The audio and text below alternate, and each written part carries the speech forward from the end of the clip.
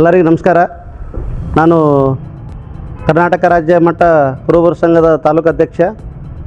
ಇಂದು ಯಾದಗಿರಿ ಜಿಲ್ಲೆಯ ಕೇಂದ್ರ ಬಸ್ ನಿಲ್ದಾಣಕ್ಕೆ ಶ್ರೀ ಕೂಲೂರು ಮಲ್ಲಪ್ಪಾಜಿಯವರ ಹೆಸರನ್ನು ನಾಮಕರಣ ಮಾಡಬೇಕಂತೇಳಿ ಯಾದಗಿರಿ ಮಾನ್ಯ ಜಿಲ್ಲಾಧಿಕಾರಿಗಳಿಗೆ ಪತ್ರವನ್ನು ಕೊಟ್ಟಿರ್ತೀವಿ. ಅದೇ ಪ್ರಕಾರ ಸರ್ಕಾರ ಕೂಡ ಅವರು 4-5 ದಿನದಲ್ಲಿ ಕಳಿಸ್ತೀವಿ ಅಂತೇಳಿ ನಮಗೆ ಭರವಸೆ ಕೂಡ ನೀಡಿದ್ದಾರೆ. ಹಿಂದೆ ಕೂಡ ಎಲ್ಲರೂ ಸಂಘಟನೆದಾರರು ನೀಡಿದ್ದಾರಂತೆ, ಬಟ್ ಇದುವರೆಗೆ ಆದರೂ ಸರ್ಕಾರ ಇದ್ರ ಬಗ್ಗೆ ಗಮನ ಹರಿಸಿಲ್ಲ. ಈಗಲಾದರೂ ಕೂಡ ಗಮನ ಹರಿಸಿ ನಮ್ಮ ಕೂಲೂರು ಮಲ್ಲಪ್ಪಾಜಿ ಕಲ್ಯಾಣ ಕರ್ನಾಟಕಕ್ಕೆ 2ನೇ ಗಾಂಧಿ ಅಂತೇಳಿ ಖ್ಯಾತಿಯಾಗಿರ್ತಕ್ಕಂಥ ಅಂಥವ್ರ ಹೆಸರನ್ನು ಮರೆಮಾಚುವುದು ಇದು ಸರ್ಕಾರಕ್ಕೆ ಗೌರವ ಕೊಡುವಂಥದ್ದಲ್ಲ.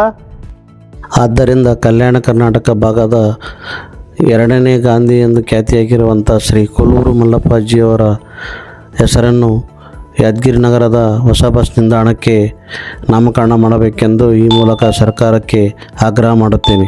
ಧನ್ಯವಾದಗಳು.